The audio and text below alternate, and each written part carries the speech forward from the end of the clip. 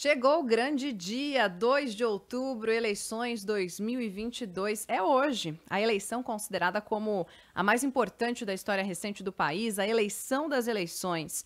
Mais de 156 milhões de brasileiros devem ir às urnas neste domingo, escolher deputado federal, deputado estadual, senador, governador e presidente da República.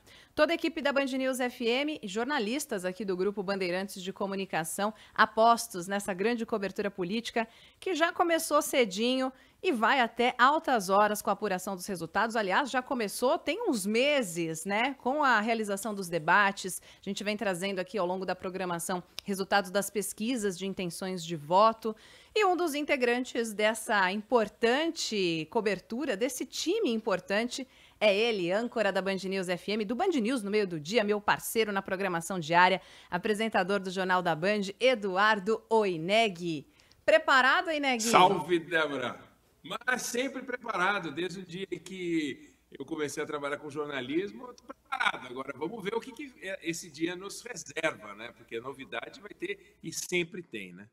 Pois é, expectativa grande. E você foi mediador de um dos debates, né? A Band sempre saindo à frente, realizou o encontro entre os candidatos à presidência da República. Você acompanhou de perto os temas que são considerados aí prioridade por parte da população. Temas importantes que mais preocupam a população, né? Quando a gente fala sobre saúde, segurança, sobre economia, emprego, as pessoas querem saber se terão renda, né? Se terão aquele salário no fim do mês, segurança. Antes da gente falar sobre o dia de hoje, porque quem conquistou, eleitor conquistou, quem não conquistou talvez não conquiste mais nessa altura do campeonato. Mas eu queria começar falando sobre essa campanha. Você que mediou os debates, você que na abertura do Band News no meio do dia por diversas vezes falou sobre propostas. Os candidatos trouxeram propostas, respostas à população, ao eleitor sobre o que eles vão fazer de prática, planos reais?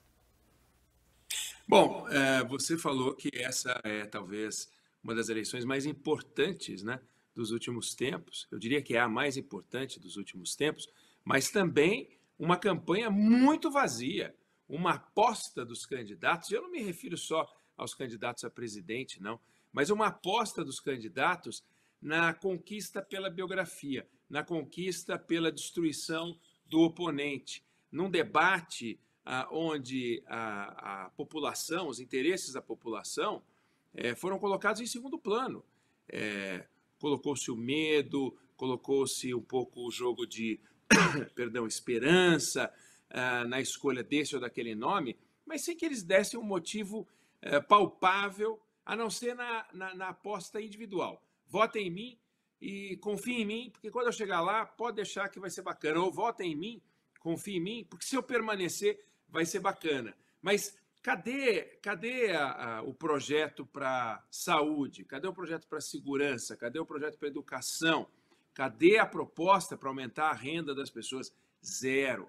Uma tragédia. Então, se a gente tem a eleição mais importante dos últimos tempos, tem também uma das campanhas mais pobres em termos de proposta. Pode ter certeza que houve eleições em que as propostas eram um pouco mais ricas, talvez porque o Brasil tinha temas mais concentrados. Por exemplo, a gente já teve que enfrentar a primeira eleição da democratização, da redemocratização brasileira. O objetivo era a gente sair do regime militar, era a gente abrir. Então, em parte, isso unia o Brasil. A gente também teve uma eleição, foi a eleição de 1994, em que a agenda era o combate à inflação. Então, de certa forma, ficava unitemático. Hoje, você não pode dizer que o problema do Brasil é a inflação, ou a taxa de juros, ou a segurança, ou a saúde, ou a educação. Existe um conjunto de problemas. E é nessa hora, os candidatos, eu não sei se eles se perderam ou não. Eu acho que eles não quiseram assumir compromisso. Agora, essa eleição tem uma peculiaridade, que é a participação do eleitor não querendo assumir em quem ele vota. A gente está falando de um cenário extremamente polarizado e surge aquele voto envergonhado e um outro conceito que é o espiral do silêncio. Voto envergonhado é quando as pessoas, quando são questionadas, né, em quem vão votar, não chegam a assumir E aí dizem que estão indecisas, dizem que ainda não sabem, né? Tem muitos especialistas falando que o alto índice de rejeição aos dois principais candidatos que estão à frente, essa rejeição leva parte dos eleitores a esconder a preferência do voto em público.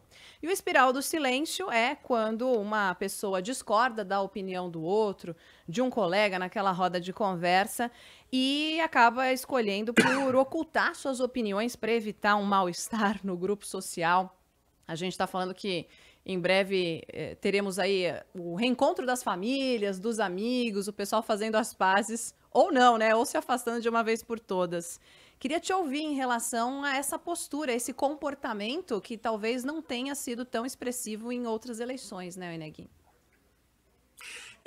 Tem um detalhe curioso, né? Se você pegar a eleição de 1989, todos os candidatos eram de oposição e todos vendiam esperança. Jamais tinham administrado coisa alguma.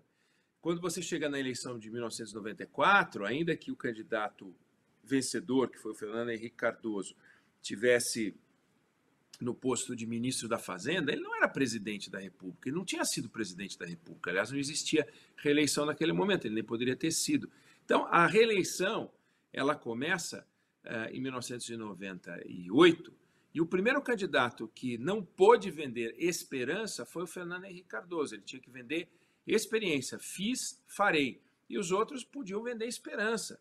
E 1998, portanto, venceu a experiência, venceu Fernando Henrique Cardoso. Então, agora é a primeira vez em que os dois candidatos, como os dois foram presidentes da República, um é e o outro foi, não dá para eles venderem só esperança. Então, as pessoas têm não a esperança da vitória do Lula, a esperança da vitória do Bolsonaro, elas têm o desejo de que este ou aquele permaneça com todos os defeitos que os candidatos já têm e que são conhecidos, porque eles já foram presidentes, ou no caso do Bolsonaro, é presidente. Então, não dá para você ter aquela paixão do primeiro encontro, me apaixonei por essa candidatura. Não dá para você se apaixonar por uma candidatura que envolve alguém com quem você já tem uma relação de convivência muito antiga. Daí porque uma certa falta de entusiasmo nessa eleição. E também, como os dois candidatos com chance, o resto é tudo nanico, mas como os dois candidatos com chance têm uma série de problemas para explicar, desafios, não são figuras que estão isentas de dar explicação, isso gera também um certo constrangimento. O eleitor ele fica constrangido se ele apoia o candidato A ou o candidato B, de dar explicação, por que você vai votar no teu candidato se ele fez isso, isso e isso? A pessoa não fica tão confortável em dar explicação. Ela fala assim, não, você tem razão, mas é que já o outro candidato é pior. Ok, as pessoas têm o direito de comparar os candidatos, mas não gera aquele entusiasmo. Então, aí vem esse voto envergonhado. Bom, para a gente encerrar, de 0 a 10, o quanto podemos nos surpreender aí com resultados em comparação às pesquisas realizadas até agora? Na verdade, para te tirar dessa saia justa, o quanto os votos indecisos podem mudar as eleições na sua avaliação. Só trazendo um dado de 2018, nas últimas eleições, brancos nulos e abstenções bateram recorde, somaram 42 milhões de pessoas. Foram 11 milhões de brasileiros que votaram em branco e nulo no segundo turno das eleições e 31 milhões de brasileiros que simplesmente não compareceram, deixaram de votar. Bom, é importante o que você falou, porque você abriu dizendo assim, são 156 milhões de pessoas que vão... Opa, sacudi a câmera. 156 milhões de pessoas que vão às urnas. De fato, nós vamos ter alguma coisa como 100 e poucos milhões de pessoas indo às urnas. Porque, de acordo com esses números que você falou, atualizando para a quantidade de eleitores que a gente tem hoje, é provável que a gente tenha mais de 40 milhões de pessoas que simplesmente ou não vão aparecer, ou, aparecendo, vão anular o voto. Então, nós vamos ter 100 e poucos milhões de votos válidos, né? As pesquisas que são feitas por especialistas, estudiosos, gente qualificada, trabalham com margem de erro justamente para proteger a resposta que eles dão. Então, está tudo ali dentro daquele numerinho que pode dar primeiro e pode dar segundo. Vamos aguardar. E detalhe, né, Débora, não vai avançar a madrugada, né? Na eleição presidencial, a gente deve ter poucas horas depois de abertas as urnas, né, de encerradas as urnas. A gente fala de abertura, não existe nem a figura da abertura, nem da figura do fechamento, porque a urna nem física é. Mas você imaginando que o encerramento da eleição, mais 2 horas, 2 horas e meia, a gente já deve saber. Só queria fazer uma observação, se der tempo, Débora, para que as pessoas fiquem tranquilas e serenas durante o processo de apuração. O processo de apuração dos votos não leva em conta nenhum critério científico. Ou seja, as urnas não são abertas na mesma quantidade, com a mesma velocidade, no mesmo ritmo, em todas as cidades, todas as regiões, todos os estados brasileiros. Elas vão sendo abertas conforme os dados vão chegando. Então, pode acontecer de um determinado candidato estar bem na frente no começo da apuração, isso vale para a eleição federal e vale para a eleição estadual, e o outro candidato começa a subir porque começa a chegar às urnas de uma região onde ele é mais bem votado.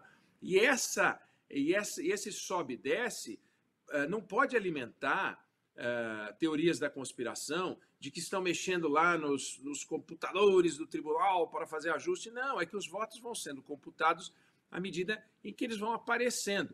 E só lá no fim é que as coisas se equalizam. As pesquisas de opinião traduzem a opinião das pessoas, inclusive das que não vão votar, né, Débora? Então, essa abstenção sim pode produzir alguma mudança, mas as pessoas têm que ter calma. Lá pelas 8h30, 9 horas da noite, a gente já vai saber quem é o presidente da República hoje. Olha só, nem falta tanto tempo assim. Estaremos aqui, você ouvinte vai Sem acompanhar dúvida. tudo de pertinho. Eneg, então, ó, bom trabalho para você, separa já a aguinha, Pra porque nós. hoje vai ser intenso, viu? A gente se encontra mais tarde. Eu não separei. Eu não apostei aqui que eu não ia precisar da aguinha, mas é bom uma aguinha, já dei umas 3 tossidas aqui. Vou tomar Vai bronca longe. da dona Latife, minha mãe, que fica acompanhando a gente todos os dias, de segunda a sexta, no Band News no meio do dia. Ela vai dizer, falei para você tomar água, filho. Então, uma bronca mais do que merecida. Um beijo, Eduardo Eneg. Até a próxima. Bom trabalho. Valeu, Débora.